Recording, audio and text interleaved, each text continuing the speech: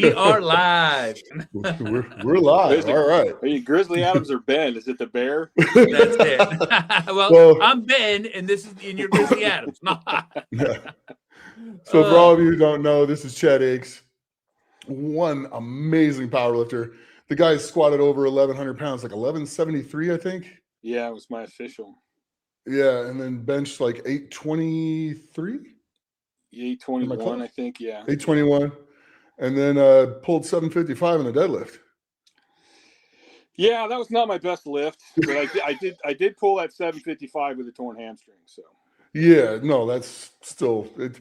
So to hit those kind of numbers is absolutely like unfathomable for pretty much most of the population. So yeah, it's neat to have Chad here. Chad has written a book, and we're going to talk about that too. But before we get started with Chad, Ben's going to take off with the opening stuff, and then we'll get into thanking and questions, and then get into that. I was just kind of letting you guys know what is coming. Exactly. We're going to hear some stories from Chad, and then we're going to hear what it's like to have 1,173 pounds on your back. Well, everyone that's tuning in now, thank you for joining the Patreon. This episode will come out the next day. But as members of the Patreon, they actually get to ask Nick questions. They send them in, and we pick the ones that we like, and we put them out. And you know what? We appreciate it. Also, too, one of the things that we like to do is thank new members that have just joined, and we appreciate you guys who joined the Patreon to help support what we're doing here. Yes, so Ariel Yang, thank you very much. Tang Chang, hope I didn't butcher that too bad. Thank you very much. Ling, thank you very much. Humble Learner. Man, I'm doing good today. Thank you very much.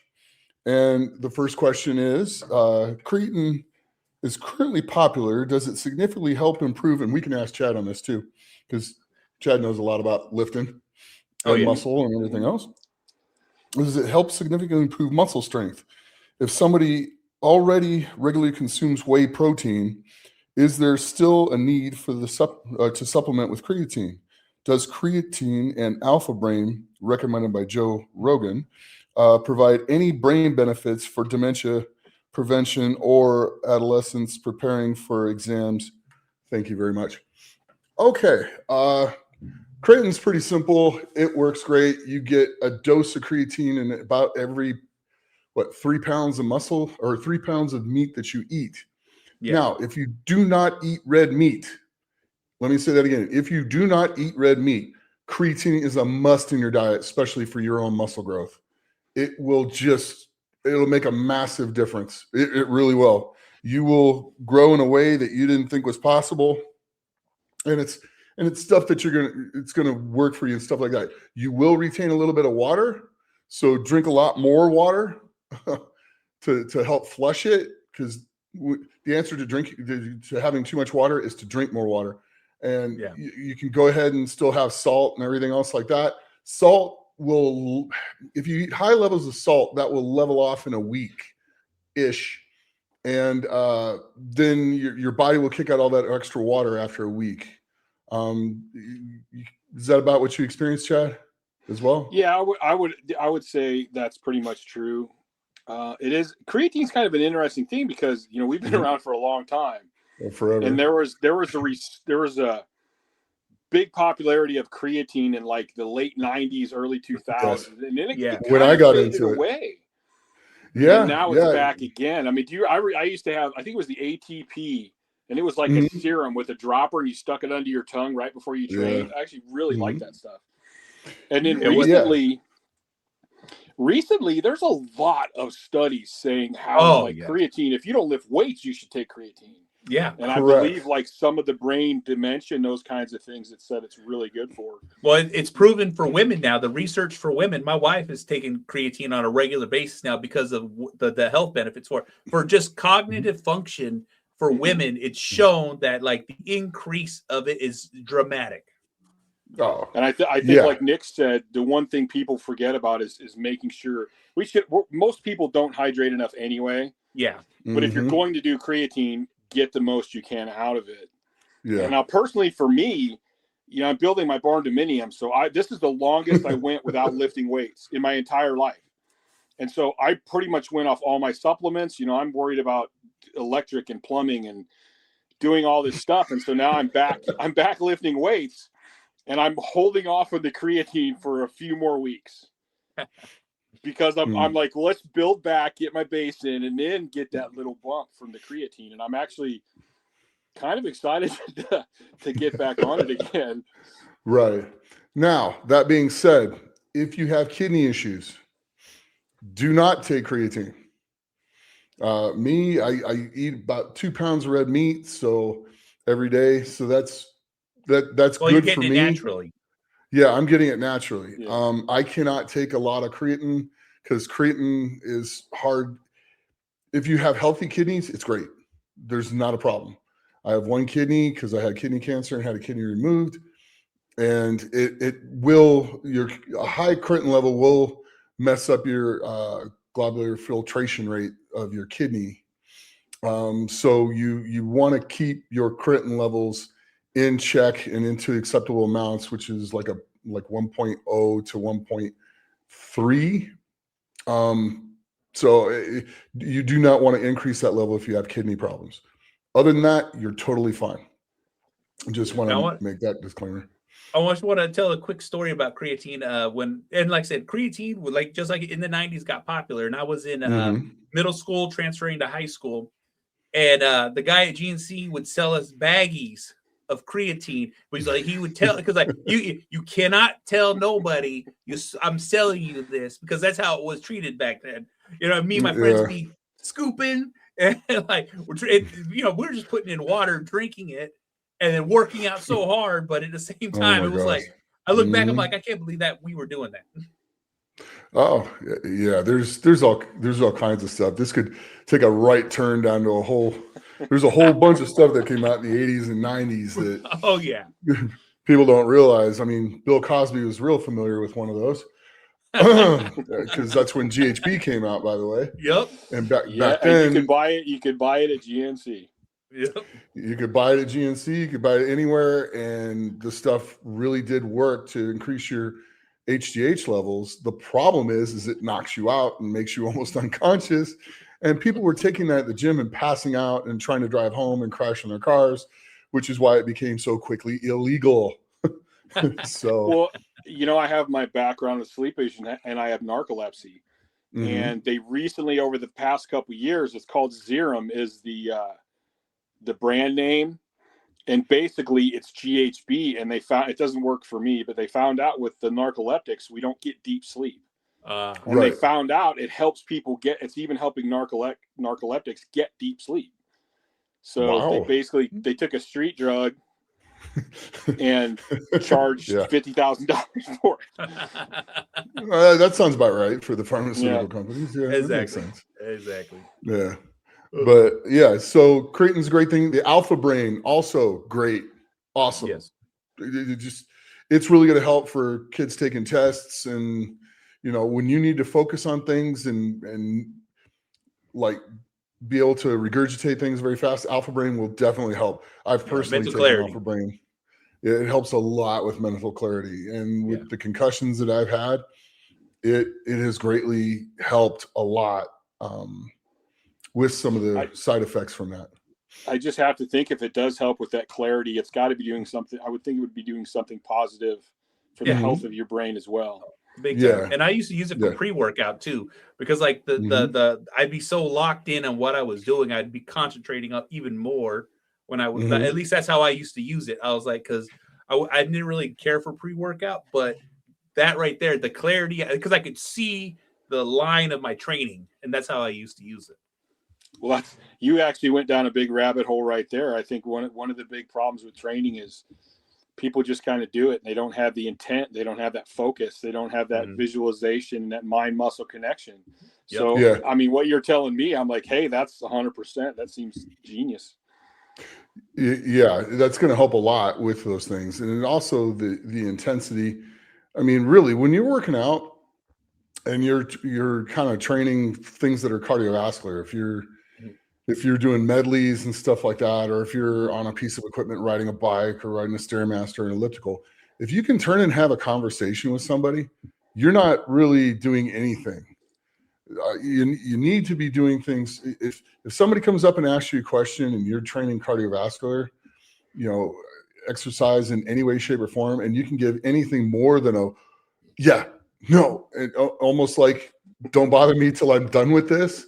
Yeah, you're not doing it to the intensity level that's going to greatly improve your health. Work into it slowly. Don't just go from just kind of going through the motions to like world-class athlete, going to you're going to drop, getting your heart rate up to like 200. Don't do that. But I'm going to start running. I think I'll do 20 miles tomorrow. Yeah, exactly. Don't do that.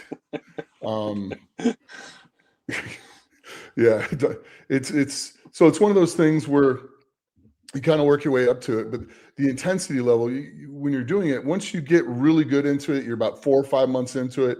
If you're not going at a pace where you can give anything more than a one-word answer, you're not getting the health benefits. And you don't have to do this for hours. I mean, if you're doing it for health benefits, it's like 15 minutes. Start with 5. Start even with 3 to where you're going at an intensity level that's uncomfortable for you, not like miserable, but uncomfortable. And then you'll get to where you'll start playing games with yourself. I can push it a little bit harder. 10, 20 more seconds isn't going to be the end of the world. I can do this type of thing. I do that when I'm stretching. I get into a really uncomfortable position when I'm stretching, and I'm like, all right, come on, Nick. Another minute is not going to be the end of the world. Just stay in here. You need the mobility. It's going to be okay. So it's the same type of thing. I mean, you gradually raise the intensity and you challenge yourself over and over and over again, but it's not all at once. So, okay. Well, there you go. Oh yeah. That's that. Oh yeah. Let's hit that second question. All right. Second question. What advice do you have with people with gout to help manage their condition? Exercise is supposed to be very good for that. Diet is also supposed to be very good for that. There's key right there. Yes. There's some things you should not be doing. Now, really fatty meats, stuff like that, you should not be doing. I know drinking alcohol is not a good thing for gout. Anything that's going to create inflammation is going to be bad for you with gout. So they have a lot of anti-inflammatories, but the thing with the anti-inflammatories is those are hard on the kidneys. So I would definitely find any way possible to get rid of the inflammation as best you can, like an ice bath, stuff like that should help with that. And then diet's going to be key. Finding out some of it's going to be experimenting, some of it's going to be reading the literature, but which you should read the literature and then experiment for yourself. Find out what works for you. Most people do not do that properly. Don't just go, okay, well, this is this. Find out what it is, see what works, see what doesn't work, jettison the stuff that doesn't work, keep the stuff that does, and experiment around a little bit. And it should help with your gout. It should help with your whole life, to be quite honest with you. So I have a client and friend, Mark. He's 75 and he struggles with gout. And we went kind of got to stay away from the red meat. Cherry juice seemed to help him. And so it's like Nick said, we kind of went, hey, let's do some research, see what people like, what don't like, and don't go, oh, this is what they said. It's what it is. Try it, see if it works. If it works for you, keep it. If it doesn't, move on to something else. Yeah. And the biggest thing is inflammation. Anything you're doing that causes inflammation is going to make it worse. And unfortunately in life, sometimes stuff happens. So he could be doing everything right, and sometimes it comes up, but I guarantee that if he was doing things right, it would not last as long. He would get past it faster. Or be as frequent. Yeah. Cut the frequency down a lot too. Yes. And I will be eating a whole bunch of food that causes gout flare-up, but I do not have gout, so no one needs to worry. I'm going to a crab feed on Friday, so. Yeah, Yeah, you like barbecues on the Yes. to say the least. Yes. So question 3, should we practice deep breathing consciously in our daily lives? I mean, in daily, not in training. Unconscious breathing is actually quite shallow. Yeah. You take 10, 15 minutes a day and breathe deep. You're gonna get more oxygen to your brain. You're gonna feel better. And it's something you should practice. It, by all means, it's gonna help. Oxygen in helps the body all the way around. It helps it heal. It's yes, practice that. Well, I think, and this we can talk about this a little later, but it kind of goes into part of my book. It's not just the oxygen. The deep breathing actually puts you in more of a parasympathetic state.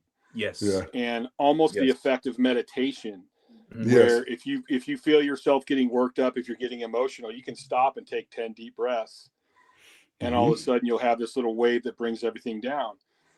And if you're an athlete and you're trying to train hard, if you're in sympathetic all day long, you're not recovering. Yep. Like, you want to be in parasympathetic as much as you can. And deep breathing is one way to help learn to control those emotions and feelings and keep yourself in that nice state of recovery. Yes. 100%. And I'll add too, one of the things I've done, and I've done this with a lot of clients, especially people that train later in the day. Like I'll train at like 5 or 6 at night, sometimes later. If after my training session, I'll lay down on the floor, put my feet up on the bench, set my clock for like 10 minutes. And I will just practice deep belly breathing. Yes. To get my body out of that state as soon as possible down into parasympathetic, so that it's going to be much easier for me to try to sleep that night and to go home and be calm and relax to get that rest that I need. Yeah. 100%. Yep. So a lot of people do not breathe with their whole lung. They only breathe with the top part, and that's what keeps them in that sympathetic mode. You know what I'm saying? It's like, one of the techniques that I learned through, all the stuff that I've gone through, I learned how to make sure I push the air into that bottom part of my diaphragm into the bottom part of the lungs. And I like myself, I do dragon breathing before I go to sleep, and it clears my sinuses, calms me down, opens it up. So even when I sleep with a CPAP, so as soon as I put that on, I read a case a long time ago, and I can't remember the doctor's name, but she had a young lady, tons of anxiety, high stress. And the first time she met her, she noticed she take these shallow breaths, and it was all in the chest, like panicking. And so she finally taught her to belly breathe and drop the diaphragm down and fill the lungs up. Yep. And within a couple weeks, her anxiety was almost completely gone. Yeah. So breathing does have a massive impact just on your whole mental outlook as well, your body, everything. It makes it's a good stress reliever. It's good for meditation. It's good for making your body recover. Yeah, it's absolutely something you should be doing. All right, the last part of this question: does flexibility have a significant impact on people's health and physical fitness? Should we improve our flexibility? Yeah, it has a massive. The more flexibility you have, the more you stay in motion, the more range of motion that you have, and you can move through that, the easier aging is going to be on you and everything, literally everything that you do. It's flexibility is definitely one of the key things throughout my whole career. And I'm 54 or 55 now. I don't have shoulder issues. I don't have back issues. I don't have hip issues. And I attribute a lot of that to the fact that people made fun of me because I could damn near do the splits at almost 400 pounds. Yeah. And so I was able to maintain better positions throughout my lifts. I was able to keep my joints healthier. If your joint is not mobile like it's supposed to be, every time you move it, it's grinding and tearing things up that are supposed to move smoothly. Right. Not to mention a lot of people that have problems with knotted up or tense muscles. I know there's tons of great stuff. I love Donnie Thompson's tempering things. I love magnesium gel, but stretching is also another amazing way to relax your muscles and get them to completely relax. And it's funny because I have friends who like kind of bodybuilder guys, and I like grab them on the shoulder, and I'm like, dude, relax your traps, dude. You don't have to act pumped all the time. And they're like, no, I am relaxed. And I'm like, dude, your fucking trap is like a rock, man. And they're like, yeah, cool, huh? And I'm like, no, it's stupid. No. Like, your muscle is not recovering. It's not supposed to be like that. Right. I mean, if you walk up and grab Ronnie Coleman when he's flexed, it's supple. It's a muscle. Like, that's the way they're supposed to be. Not when hard he's just all sitting the there time. relaxed. Yeah. Mm-hmm. Yeah, exactly. So flexibility it's the key to everything. Between deep breathing and flexibility, I mean, deep breathing you should be doing, 10, 15 minutes a day. Flexibility wise, stretching, if you can start at 15 minutes and eventually work up to like half an hour, 45 minutes, it's going to be optimal. And it's going to eat some time. You have to make time. You really do. It's just same thing for training. You have to make time. But if you train for an hour and breathe deep and stretch for another half hour when you're done, it's an hour and a half out of your day. But as you get older, you're going to be able to keep doing all those things you could when you were younger because of these things. And that's going to make the quality of your life better. And that's pretty much the goal of why we train and why we do everything, is so that as we age, we can keep doing everything we did when we were young. That's it. And the quality of our life's better. We can play with our grandkids when we have them. We can play with our children when we have them. So it makes a massive difference. We can still ride BMX bikes. Correct. Or go rollerblading, or go ice skating, stuff like that. Yeah, there's lots of things. Climbing to the top of FIFA in Norway.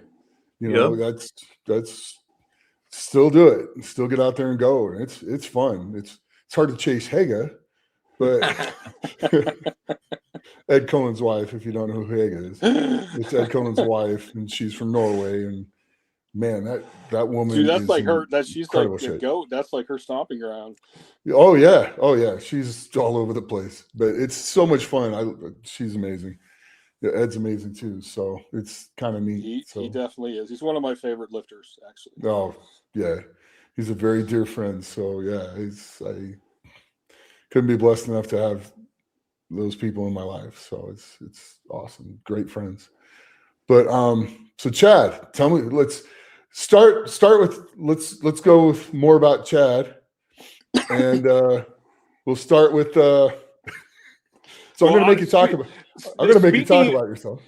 Speaking of great friends, I call Nick up, and we've known each other for a long time, but we don't really get to spend a lot of time together. Yeah.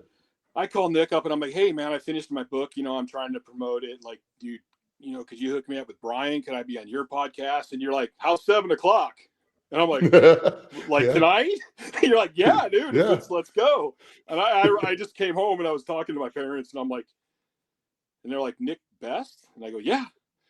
And they're like, wow. I go, yeah, he's such a great dude, man. I go, the fact that he's strong and that you've, like, the test of time, like, you've been consistent for so long. And that is, to me, is so impressive. But it's still just the fact that you're a good dude, man. Thank you. That means more to me than anything. Oh, thanks. And just I was just thinking about that after I hung up with you, and I'm like, what a cool son of a bitch that guy is. Well, thank you. I How about appreciate 7? that. Like tonight? We do it tonight. Yeah, no problem. Oh yeah, I got a phone call immediately. Like, set him up. I was like, all right. I'm like, can you do this? He's like, yeah, let's go. I'm like, all right, here we go. So here we are. So funny. Yeah, it's good stuff, but it's neat, and you deal a lot with mental health and things like that, and it's important.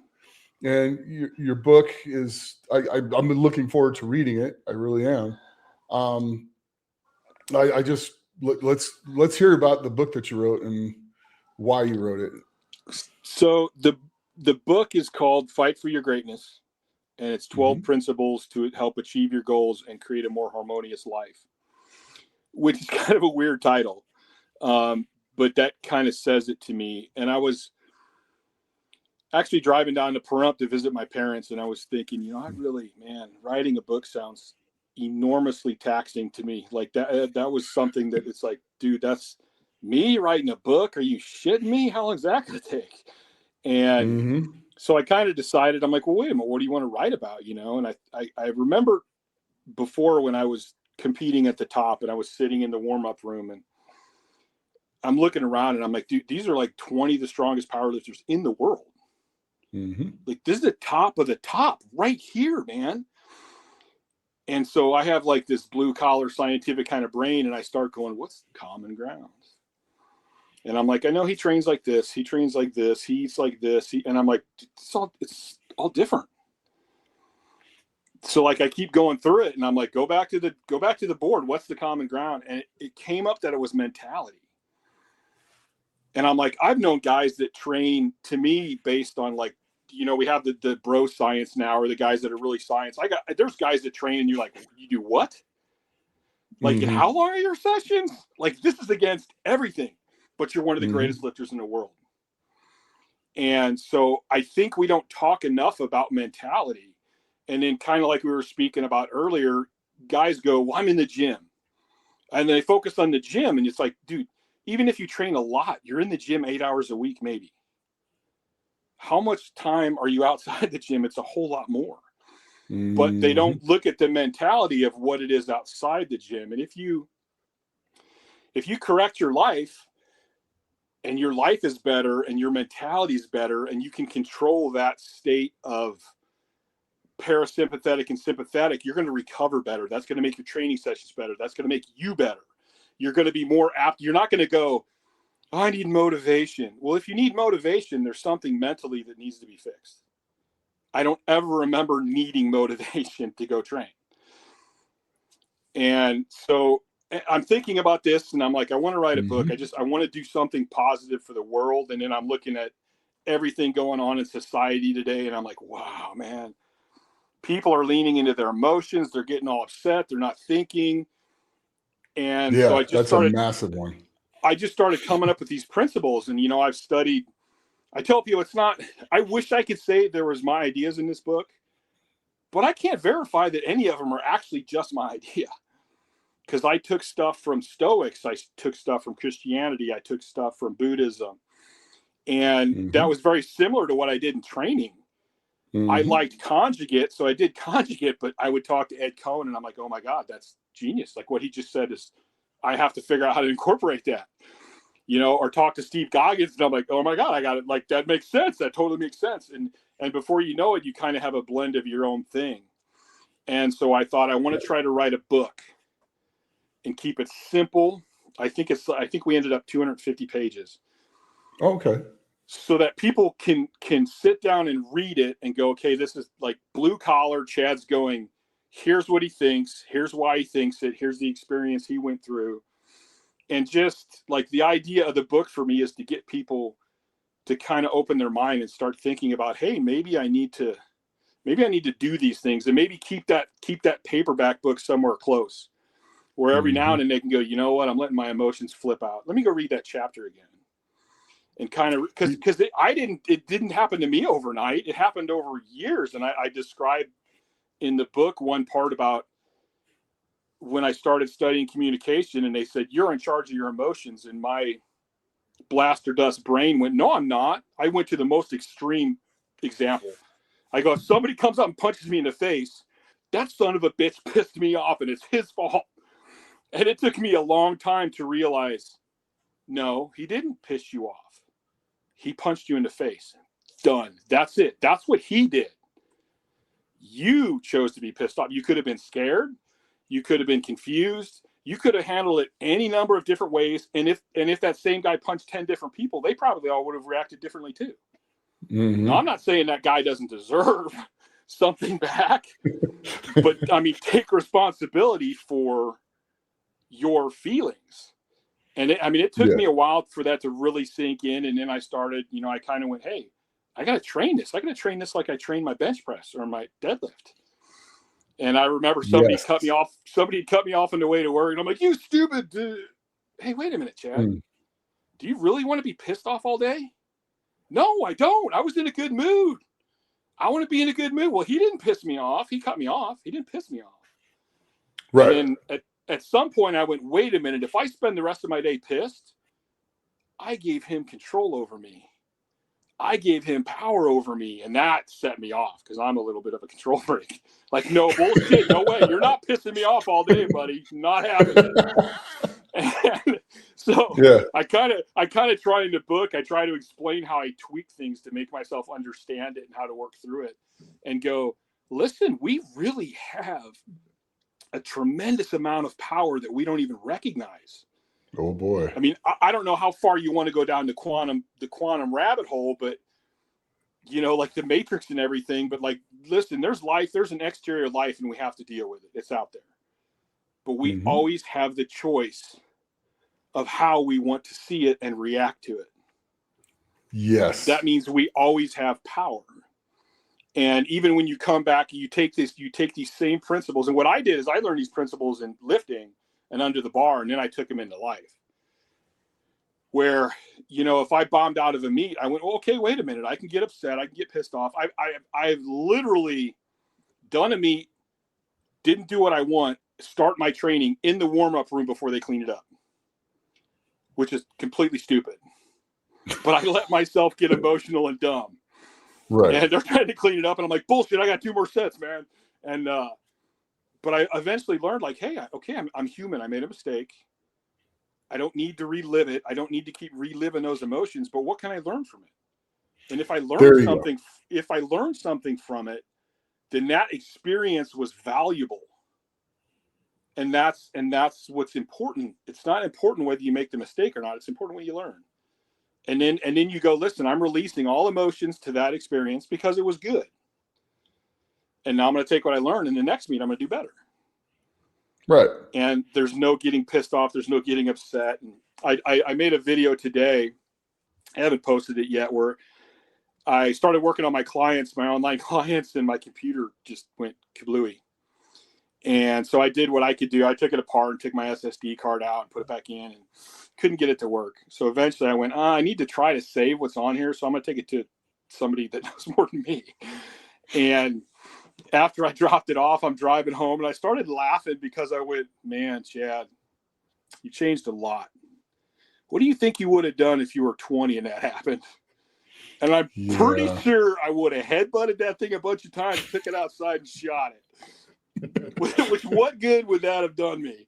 It might have made me feel a little better for a few seconds. 10 minutes. Yeah. Yeah. And so I just went, okay, this computer doing this. And I literally thought this computer doing this is a training day for me. This is going to train. I'm going to train my brain and my emotions and feelings to be stronger today. Instead of getting upset, instead of getting frustrated, instead of getting worried. Because why would I get worried? I don't know the future. I don't know what's going to happen. So why get worried? Here's the present situation. My computer's not doing what it's supposed to do. Okay, let's take it to somebody and see what they say. Turns out I need a new SSD card, but he thinks he's going to be able to save the information. So I'm out some money, but the information is going to be saved. It's not a big deal. You know, I went back home and sat on my new patio looking out at the desert and the mountains. And I thought, man, the world's beautiful. Whether my computer did that or not, the world's beautiful. This is amazing. And it's all the mindset. And I think we forget that. And I think today's society, we push people into reacting to the external world instead of seeing the power that we have over the external world. Yeah. I think a lot of social media is designed to divert attention and to cause conflict. Yes. Absolutely cause conflict. I mean, yes. They'll put things in people's feeds that is completely different from them, even though they don't follow them. You're supposed to choose who you follow.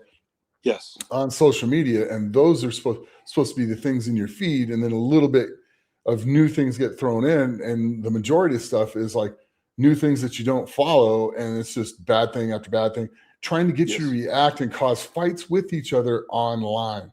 They're trying to cause mental chaos with everyone, mental exhaustion to everyone.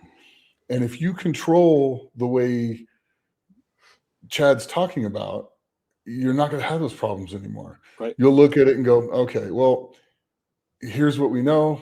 And, you know, I'm sorry you're this emotionally involved in this, but here are the facts, and here's what I know. If you're going to choose to comment, at that point, when you realize that, you might not even choose to comment it. You might just block the person so it can't be boosted or ever put back into your feed again, causing you stress. So that's one of the things I will do. And at some point, Instagram is going to figure that out, that, I click on my feed because, you make money from social media, you have to go on social media. Yes. If you're going to make money from it, you have to be on it. And, if all this stuff keeps coming in that you don't follow, that you don't like, at some point, Instagram's going to start looking and going, oh, these. And if you start blocking that, so it's like, no, I don't want to see this. Block, block, block, block. Eventually, it's going to stop coming in. Yeah, it's a really interesting conundrum, and like I remember when I never really officially retired, but I kind of knew, listen, I got to take care of my mental health. I'm probably not going to compete for a while. And somebody actually asked me, they go, oh man, isn't life so much easier now that you're not competing? And I went, no, life's harder now. I go, I'm focused on bills and all. And I took that and thought about that for a couple of days. And it made me remember Arnold Schwarzenegger in Pumping Iron. When he goes, somebody could steal my car. I'm going to call my insurance and tell them about it, but I can't get upset about that. I have a competition coming up. And so I really took that to heart when I was lifting. I was like, I can't react to this stuff because it's affecting my lifting. And then when I kind of stopped, I stopped doing that. And I started letting the external world in, and I went, holy shit, Chad. Ding, ding, ding. The light's going on, brother. You're messing up. And that was kind of my thing to wake up and start researching more and looking more into it and going, wait a minute, I have control of this. And you see it all over the world. You see kids that live in these horrible areas in these other countries, and they're happier than kids here that have everything. Yes. Because they choose it. They choose that. Correct. And if you do have goals and you do have a sport, like a lot of people, even with the mental health and depression and stuff, people would be surprised if they got more sleep, if they did some stretching, if they did some training and focused their day on those things, it's going to relieve a lot of that. Even if you have extreme symptoms, you're going to be way better. Yeah. And then learning, and then like you said, learning to go, hey, I don't need to get on this social media. I don't need to listen to this. And then train it like you train your body. If say my instance example, if the first time somebody cuts you off and you're like, you stupid son of a bitch, and it takes you like 30 minutes to go, whoa, wait a minute. I'm wired and pissed off and I don't want to be. Maybe the next time it takes you 19 minutes, and the next time it takes you 18 minutes. Yeah. And you just keep building that resilience in yourself to where somebody can come up to you and go, dude, you're a piece of shit. And I take the line from the dude, well, that's like your opinion, man. I don't really care. Yeah, thanks for your opinion. You have a great day. I'll see you later. Good luck to you. I hope you feel better. And like in the book, I go through all these things like loving yourself, which I think I hear a lot of people like, I don't want to be a narcissist. Like narcissists don't love themselves. Narcissists are fucked up, man.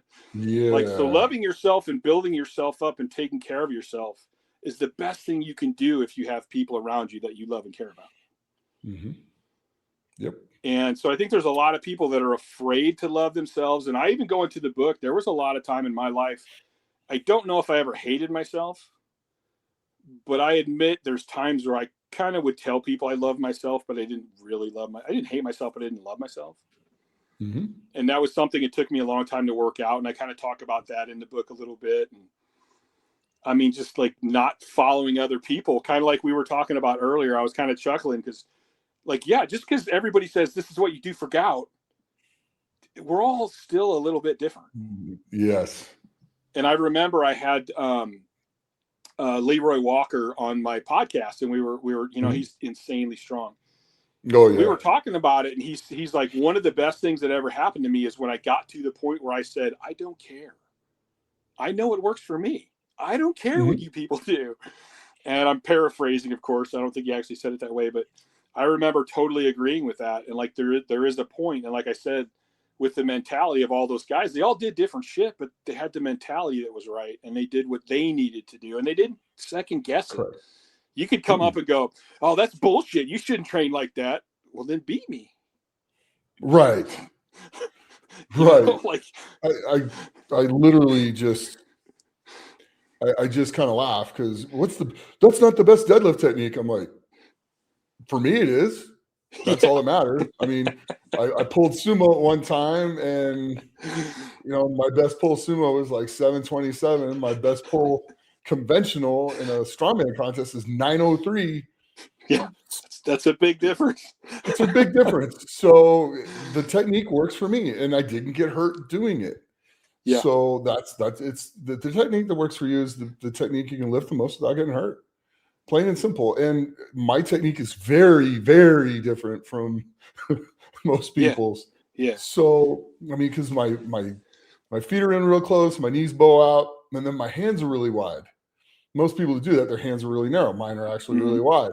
But it works for me, and it works great for me. And if people can benefit from it, great. And if you don't, that's also great. But I also know not everybody's the same. I don't say do my technique. I say, if you're built like me, give this a try. But the goal is to experiment and find what works for you.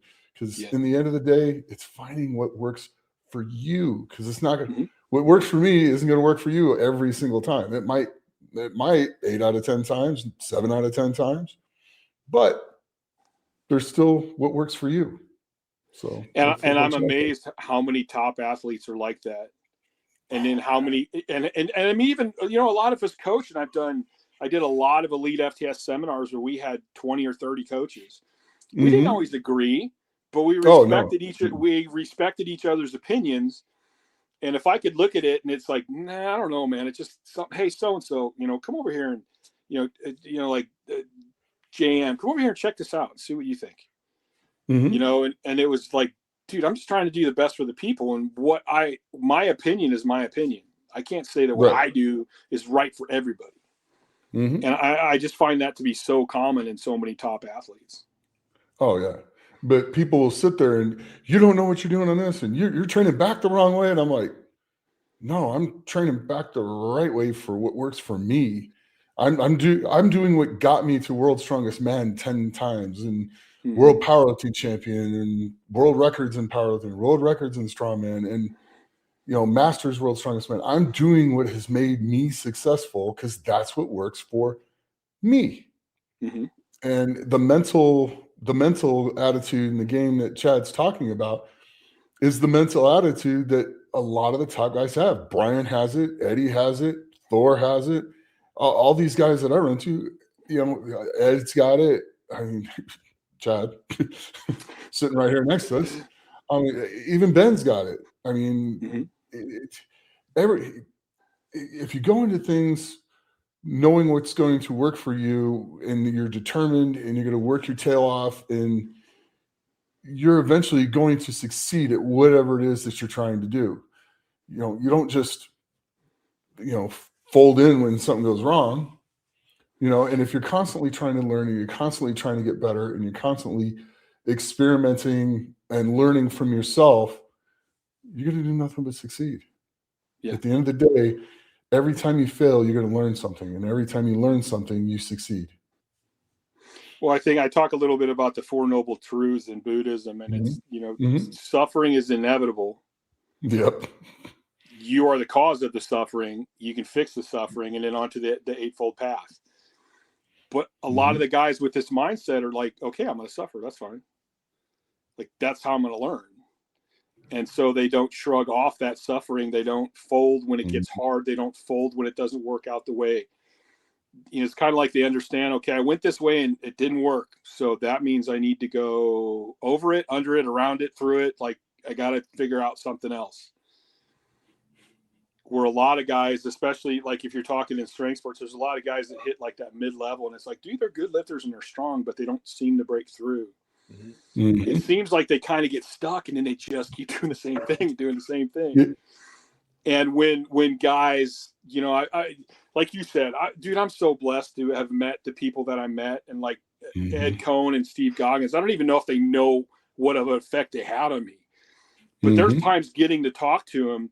No, even you, as a matter of fact, I can tell a story about you where I was coming down for like a Highland Games or something.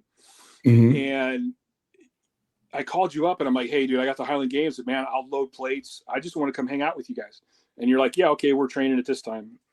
And then I called you up and you're like, nah, dude, it was a tough, long day. We're not going to train today. Okay, you training tomorrow. And you're like, no, like I missed it. Like, so what? And I was like, in my head at the time, I'm like, what? Like, how can that be? And here I am beating the shit out of myself all the time. And then I ended up talking to like Ed Cohn one time, and I ended up talking to Steve Goggins one time. And I'm like, Chad, you got a thick head and sometimes it benefits you, but you need to wake up. These guys are listening to their body. They're listening to what it's telling them. And there's so many guys that don't want to listen to that. So they never break through to that next level. And it's the same thing. What really amazed me is I had this blue collar mentality. I grew up in the Midwest, whole families, carpenters, mechanics, welders, like, and we get this mentality of you almost take pride in how hard you work and how hard the job is. And so like you not making it harder is almost a weakness.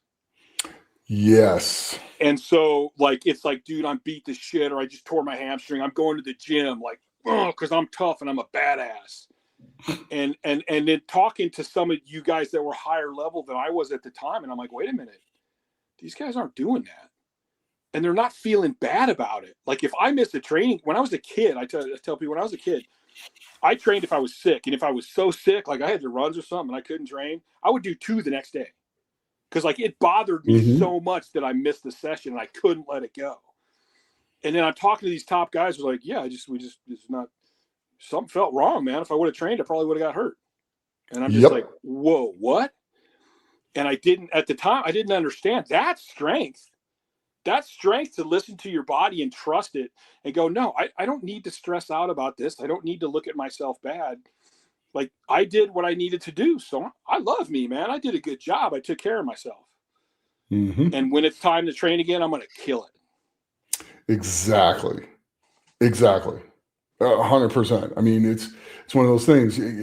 Look, you get on a routine, you stay consistent, you push the line, you're working hard, you're doing stuff, and eventually your body's going to let you know, hey, yo, dude, I need to take a break. Even if it's one extra day, I need to take that day. I need to take 2 days. And if you give it that 2 days, and it's going to give you the signs, it's just whether or not you listen to it. That's a big if. But once you really truly learn the signs, like your body's going, yo, this is great and we're getting stronger, but I'm going to give you a 3 to 4 month setback so I can get some rest if you do not slow down a little bit. You can listen to me or I'm going to make you listen to me. Right. And that's where you'll get an injury. It won't be super bad, but you'll strain, you strain your quad, you hurt your back a little bit, you strain your bicep, whatever, and it makes you slow down. And then the rest of your body catches back up, starts feeling good again, and then you get right back to training again. And you got to learn how to read your body. It's not something. It's something that you have to learn how to read, and you keep your routine going, and then you feel that, and you just add a couple extra days of rest and then start right back where you left off. So if your next day was supposed to be leg day, but you don't feel ready, your quads are just not feeling right, you start warming up, and you just feel like crud. Bag it till the next day or even 2. When I had my team, everybody was always asking questions. So you'd come in and guys like, hey, how you feeling, man? How's your sleep? How's your sense of well-being? How's your appetite? And it's because we're always trying to pick each other. And like, we can kind of see what's happening, but still at the end, if that person's not being honest with himself and he's not giving us true answers, it makes it that much harder. And then we might not catch it in time. We might catch it too late. Where if they're just honest with those answers and I think there's as I wrote my book, like I had like 12 different principles and I saw them as separate. And as I'm writing the book, I'm like, wait a minute, this is a mesh.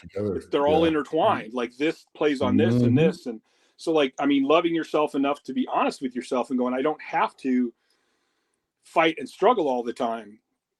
And there was one I wrote about in there where it was like, I've always thought you have to earn the best things. And I still feel like earning things is better.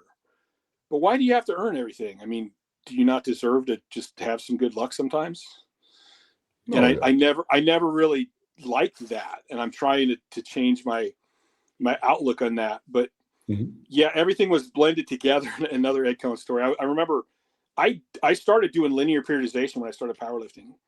And I didn't like it because like every time I said a 12-week, man, for sure as shit, somewhere in the middle of there, everything would go to crap. And so when I first met Ed, and I think we went to lunch or something, and we're talking about it, and I went, holy crap, I did it wrong. Like I was wrong the whole time. Because I was like, you can't miss because it's this percentage and you can't miss. And if you do get really sick, then the next day I'm like, fuck, do I do the last one or do I do the next one? And I would just freak the fuck out about it. And again, like I'm talking to Ed about it. He's like, yeah, well, you know, if something comes up and you miss, you miss. You just go on to the next one. And I'm like, my jaw probably hung open. Like, I'm just like, what?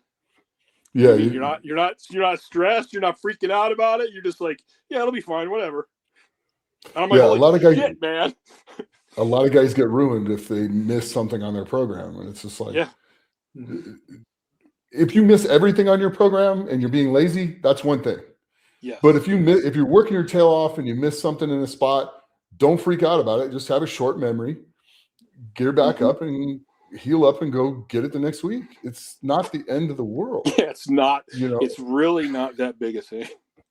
No. And setting realistic, achievable goals is a big deal. I think it is. That is probably one of the hardest things to do because, well, I want to hit this 2,000 pound total. Okay, you just totaled 1,750. Let's try to hit 1,800 first. Yeah. Well, I got it worked out to where I can hit almost 1,900. I'm like, yeah, you haven't worked out, huh? I'm like, every now and then I thought I knew something, and life drop kicks me in the side of the head. Correct. And it's like, look, get 1,800 at your next meet. It's a 50-pound jump. It's 4 months away. That's reasonable. Yeah. Then do that again in 4 months, and then do that again in 4 months. Guess what that is? 1,850. Guess where you wanted to be? Right there. Okay, so just do it in achievable amounts. Don't expect to jump more than 100 pounds a year, and that's busting your ass. And 100 pounds a year is pretty awesome. Yeah, and that's busting your tail, getting everything right. That's the world going perfect. I try to get people to do that, and I go, listen, from my first meet was 1,700. 10 years later, I totaled 2,700 or 2,733, I think. And I'm really proud of that. I'm like, dude, you put on 100 pounds like for that consistently, and it was almost like every year at the date. And I go, but if you stop and start breaking that down, so you're talking maybe 30 pounds on your bench over a year. That's 52 weeks. Like you're not making a gain every week. Like it's minimal. Yeah. And that's a decent gain. And now the head part of it, which is funny, after taking a year off. Every 2 months. Yeah. Yeah. And it's like if you set that goal, you got a reasonable chance of actually doing really good. Mm-hmm. And the patience. Yes. And that's what, like I always tell people, I always set 3 to 4 goals. And one of my goals was this, holy shit, if everything like miraculously falls into place. And the only reason I had that goal was if I was depressed or having a bad day, like I would start visualizing that goal and it would just get me jacked up again. But I always had my small goal, like, listen, and my smallest goal was always like, if you do better every single meet, if you gain knowledge or you put weight on, then you're moving in the right direction. And if you just stay the course and you just keep getting better and keep your head down, at some point you're going to look up and go, holy shit, I'm at the WPO. And there's nobody above me anymore. Yeah. You're like, oh, when did I climb up here? I mean, I think that's a big thing. A lot of people want these huge numbers, and it's like, dude, take the time to look at, like, if you have somebody you respect, go back. Don't look at what they're doing on YouTube right now or on Instagram. Go back and look at their career. They've probably been lifting for 15 or 20 years. Yeah, easy. Easy. You know, because you don't get that fast, that strong. Mm-hmm. Just because he popped up out of nowhere. Either. Yes, those that come up quick usually do not last very long. Yeah. And there's a reason for that too. Your tendons and your ligaments and stuff can only grow so fast. Yep. So if you happen to get on a bunch of stuff, or some way you start getting really strong faster than those things, you're going to get stronger than them, and they're going to break. Yep. And then you're going to get surgery, and then you're going to have more problems. Yep. And it's just going to be a trail of issues. Correct. Well, and that kind of goes back to my book. It's just like, dude, just stop living in the past, stop living in the future. I mean, I think you need the past to learn from. Mm-hmm. And I think the future is cool to look at every now and then, because you got to set goals. You got to have a way to be there.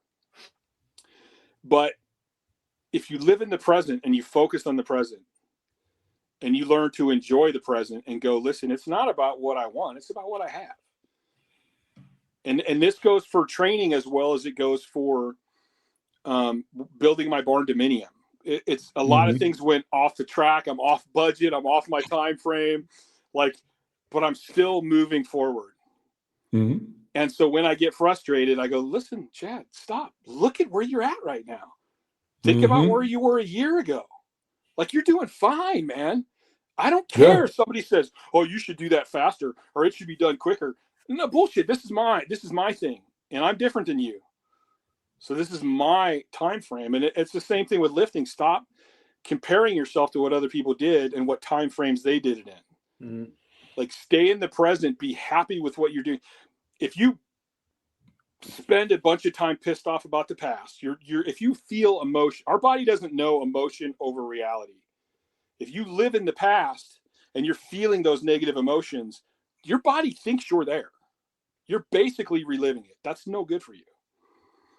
And if you live in the future, nothing's there. You're always wanting that. And you're telling the universe, oh, I want this, I want this, I want this. You're not telling the universe, hey, listen, dude, I got this, man.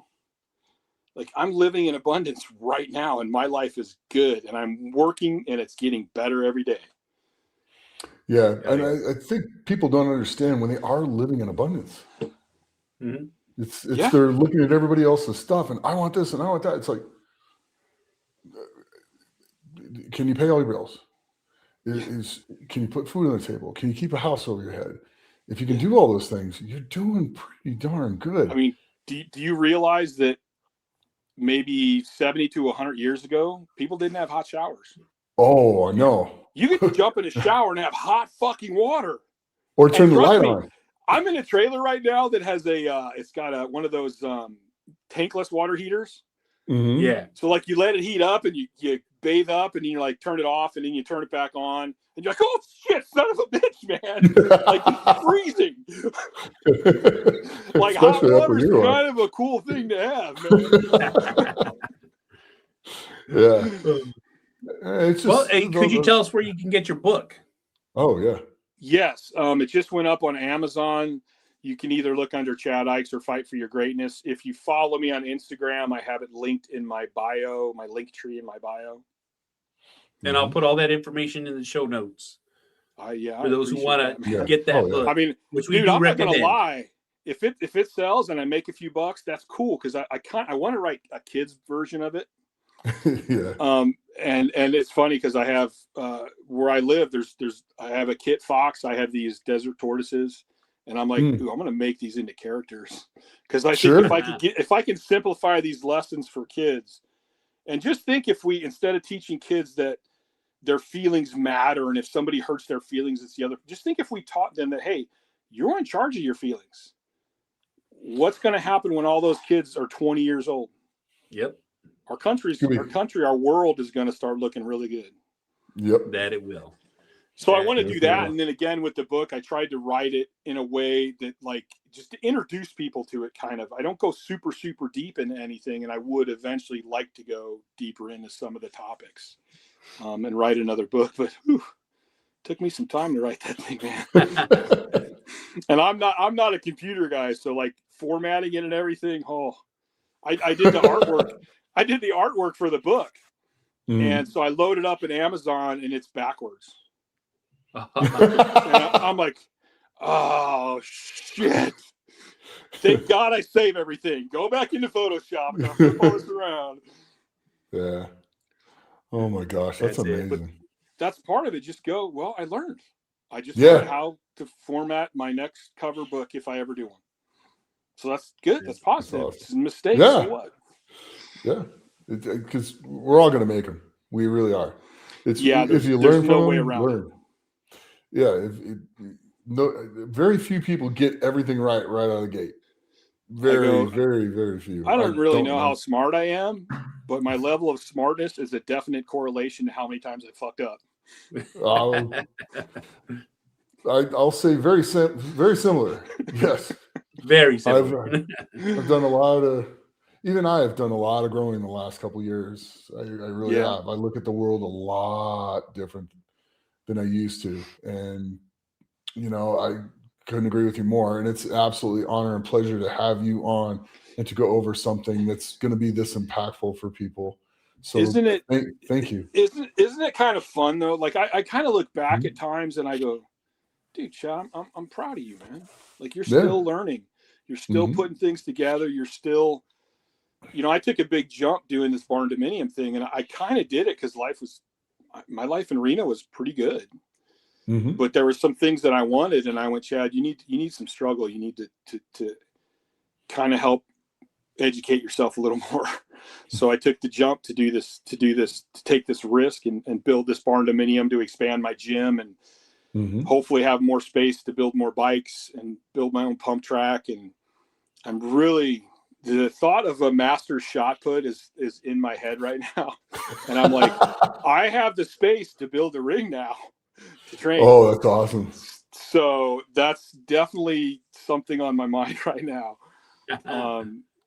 And just to keep living and learning. And like, I think it's so amazing studying this stuff and to just keep learning, to go, hey, maybe I didn't have it wrong, but there's a better way.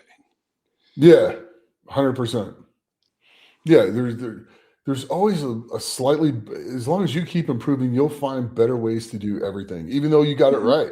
Even though you're being very successful with it, there might be some simple little thing that just makes it infinitely easier. So, and that was kind of the interesting thing writing the book too, is it kind of actually sitting down and trying to write it and put it into words that other people could understand. Definitely kind of changed how I started looking at things and thinking about things. And I'm like, dude, like at some point I got to sign the painting, because I'll go back and read this and like start changing shit. And that's where it's like, hey, if I can build this a little bit, and maybe I kind of would like to start a community, especially for people with mental stuff. And even I had a friend call me up the other day. He was a client of mine, and we became friends. And he always talked about how he loved the advice I gave him, like despite our training, like the advice in life and stuff. And he had an issue with a girl, and he called me up, and I go, hey, listen, here's my opinion. I think you're looking at this all wrong, and you're letting your feelings take you away from the logic of this. And like, when we're done, he's like, damn, thank you, dude. He's like, I feel so much better, and you're right. And he even texted me back the next day. He's like, dude, I've been thinking about it more. He goes, you're so right. I was looking at this all wrong. I'm actually lucky. This is actually a good thing. And I'm like, dude, if I could have a community where people could have access to talk to somebody when they do have these problems. And ironically, do you guys know Art Bell? Do you guys remember Art Bell and Coast to Coast? Yeah. Big fan. His studio is down the street from where my house. Oh, that's crazy. And everything is still there. And I'm like, man, I wonder if a radio show would work again, where people could call in and ask questions and listen to other people calling in. I don't know how you do that these days, but I think about it every time I drive by his place. Kind of like what we're doing now, that having people call in. But they can call in live and actually that's go, okay. Yeah. Do you guys have people call in now? No, but not yet. The ability's there. Yeah. The ability to do that's there. I mean, so even like that, somebody calls in about creatine and you go, okay, well, what are you eating now? And like, you could kind of go into it a little bit more. And I think that would be, interesting and fun. Yep. And even in terms of strength, it would be cool to do that for training. Like somebody calls up and goes, dude, I bench 400 pounds. I've been stuck there for a year. Okay, well, what are you doing? Let's talk it out. Let's go through what you're doing now so we can pull it apart, look at it, see if you're undertraining, overtraining, what works for you, what doesn't work for you, and fix it. That's it. And all we can do is optimize what you're doing that works for you. And that, just like how that we did the questions in the beginning of the show, that's the that's the bread and butter here of like telling people like, hey, what is your question? What do you want to know? You know what I'm saying? Even someone who's going to listen to this is going to spark a new question, because we get a lot of nutrition questions, we get a lot of mindset questions, but here's the thing is a lot of people sometimes forget, like, oh, just like you said, I'm stuck at 400. What can I do? Yeah. Yeah. And I think we all, I mean, knowing Nick definitely. And I think you're the same. I mean, we might do this for financial reasons, but there's definitely a big part of it. We just want to help people. Yeah. Just I want to go to bed knowing I did something to make the world even just a little bit better. Yeah. Exactly. Yeah, I'm definitely not doing this to get rich. Basically why I wrote the book. And, I thought, well, I'm just put it out there. And if people want to read it, hopefully it'll help them. And if they don't want to read it, that's fine too. That's it. I want to read it. So I'm going to say that right now. And I will be reading it. Yes. And I'll get you a I copy. encourage everyone else, please. I mean, I'll go buy it. It's just, people need to understand the point of view that you're coming from, and it's really truly going to help people. And it's an honor to get to do this with you. So thank you. It really is an honor for me. Like I'm not joking. I was laughing when I hung up the phone, and I'm like, what a cool dude, man. He just makes me laugh. Like every time we've done podcasts or something, I'm like, that's just a laid back. That's Nick, man. And I love people that are like just genuine. No, thanks. Yeah, I'm laid back till I crawl under a bar. Well, yeah, there's definitely. Well, you see me lift. There's definitely something different when you put something heavy in your hands, for sure, no doubt. Right, and that's the whole thing. There's appropriate times. There's not appropriate times. But I'll tell the story now. I don't remember. It was in the 2000s, and we were in Elko, little bitty Elko, Nevada, and you were. I swear you were like 220, 240. I mean, you were lean. You were kind of sizable, but you were lean, like not 300 pounds like you are now. Yeah. And you forgot your singlet for bench press. Yeah. And you wore my squat suit as your singlet on the bench. God. And you had like long blonde hair. Yep. I did. Yeah. I squatted 815 that day. Yeah. You put up some good numbers. That was I think the first time I totaled 21. Because was that one at USAPL? I think it was. Yeah. I think that was a USAPL. I went 21:05 that day. Yeah, that's a big total. And in that gear back then wasn't much compared to what it is now. No, you might as well have been lifting the weight. In fact, it probably just hurt more than anything, I think. Those bench shirts were just not good. The squat suit was pretty solid, but mine wasn't super tight anyway. But it was the bench shirt was very unpleasant. But it was fun. It was great. I don't think people, because you got more fame when you went to Strongman, and especially later in that, and then through the History Channel. Again, like we talked earlier, like people go, "Oh, I like him." I wonder how many people go back and look and go, "Do you realize how long Nick has been lifting?" Like, I did my. I don't even know how old you were when you started competing. 15. Yeah, I did. I did my first. And you've trained, I think, around 15. Pretty damn consistently till now. Correct. Like that's pretty amazing. Like it didn't just come and fall in your lap. Oh no! Like you worked for it. Yeah, every bit. I think my first total was like 1125. It was my very first total in high school. What did you weigh? 181. And then the next year I was 198. Were you still pretty tall? Yeah. Yeah, that's when I hit my growth spurt. So I was like probably 5'11" at that one. And the next one I was in my senior year, I was like 6'1.5", almost 6'2", my senior year at 198 pounds. That's pretty funny. Because I graduated weighing 195, playing defensive end or nose guard. Yeah. So, but I was squatting like 490, benching I think 3 1/4, and deadlifting like 425. So that was. Those are still respectable high school lists for sure. Yeah. Well, that was enough to win the state championships in the 198s in 1986. 1986. Oh. Yeah. So that was like 40 years ago. Are you older than me? I'm 57. My sister just texted me. She's like, "You're 54." I'm like, That's funny. Yeah, I'm 57. I'll be 58 this year, but it's a ways away, so I'm good. Oh yeah. But I mean, I love lifting. I love training. I do it because I love it, and then the competing is just the fun, And I was like, when I moved to Pahrump, there's one gym here, and it was absolutely. I went one time, and I'm like, I can't do this. Like, this gym's horrible.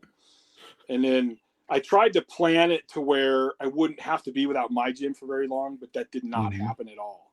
So I had my big tire, and I had my hammers, and I had these huge hunks of iron that are like 200 or 300 pounds. And so I put all that stuff on my land. And I'm like, screw the gym. I'm going to go beat tires and zercher squat these metal things and run hills and ride my bikes.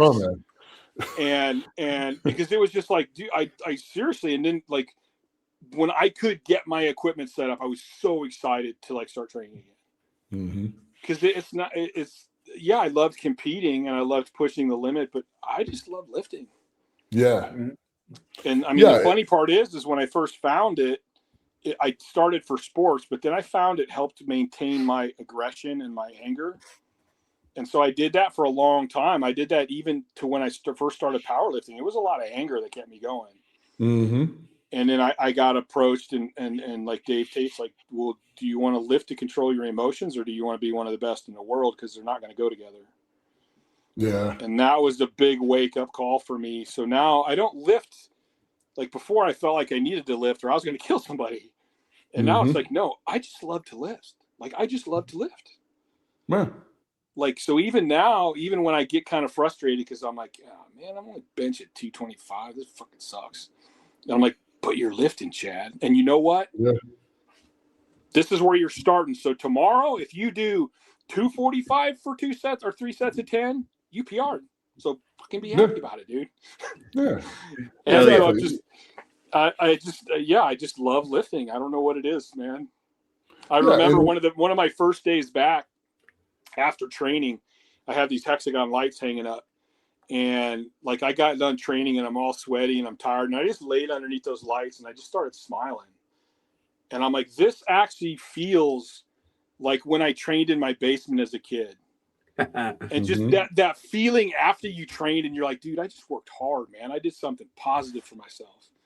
And you just sit there and you're just like, I'm tired, I'm exhausted. I feel great, man. Like, I just feel great. And it was so cool to have that feeling again. And like, it just shot me back to my basement doing the same stuff. That's awesome. Yeah. We all go through kind of moments like that. It's pretty neat. It's like coming back from bad injuries or coming back from surgeries or whatever. And it's like, okay, well, here's my new normal. Now I'm just going to try to make that the best I can make it. And am I going to be the next best from, the TV show? Probably not. Yeah. Am I going to be pretty strong for my age and my size and everything else? Oh yeah. Yeah. And I'm just going to enjoy this process as I age and do things. And, I still think I can get a lot out of it. So, and I so enjoy training. I love going in. I love getting done. There's nothing better than when you get done, you go just kind of lay down, chill out for a minute, and then you go get something to eat, and you just sit there and relax. And it's like, all right, like I said, I put some work in. I got some good things done for me, and it just makes your whole soul feel better. Yes. You know, from the inside all the way out, it makes everything feel better. And that's why training is like so important just for mental health and everything else, because it is a self-love thing when you do it the right way. I think it's kind of a good blend of the physical and the mental all together. Correct. Because how can you have good mental if you don't have good physical? They go together. Yeah, they're the same. They blend. Yeah, exactly. It's not one separate from the other. They go together. They truly do. So if you're not taking care of your body, but you're taking care of your mind, the body's not going to last that long. And I think that's one of those things I would like to teach people, and I hope it comes through in the book. It's like, okay, you can go, I'm going to work for that Ferrari, or I'm going to work for that boat, and you're going to get it, and like it's going to feel great at first, and that's going to quickly fade because it's just this external world thing. It doesn't really have anything to do with your heart and your soul and your mind. And we're lifting still, and I believe in meditation and all that stuff, working on the heart and the mind, and especially if you want to go into the mind-heart coherence. But the lifting kind of brings them both together. Yes. And if you do it right, like you said, if you do it right and you pay attention to it, it can't help but make your life better. Correct. And that's a great spot to end, because you guys have absolutely killed this conversation. I'll talk about this is great for everybody here listening to an this. hour and 15 minutes. Holy cow. Exactly. And guess what? The book basically sounds like this conversation today. So this is a great preview for everybody to check this out. Go to Amazon, get this book, show your support, because what you're talking about is what the world needs.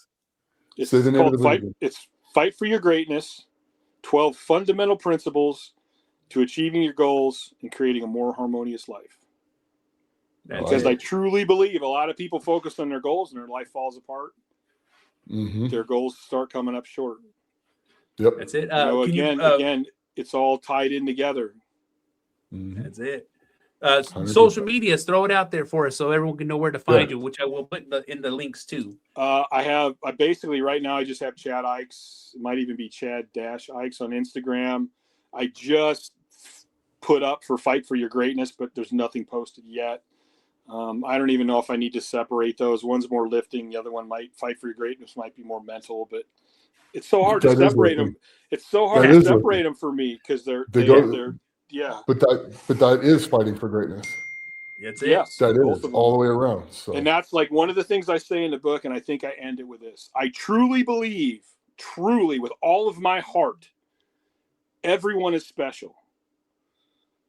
And everyone has greatness inside of them. The difference is how deep that greatness is. And do you want to till it up? Do you want to dig it up? Do you want to cultivate it?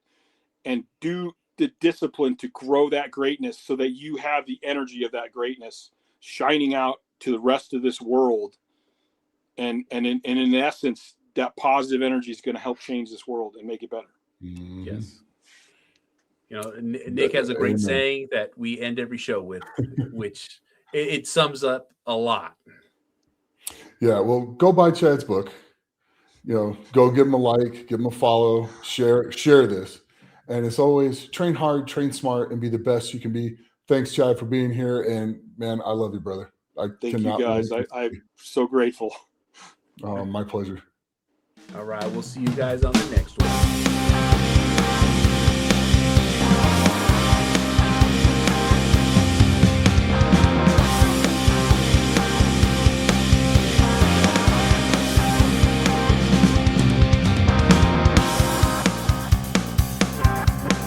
You're listening to The Best Experience with Nick Best.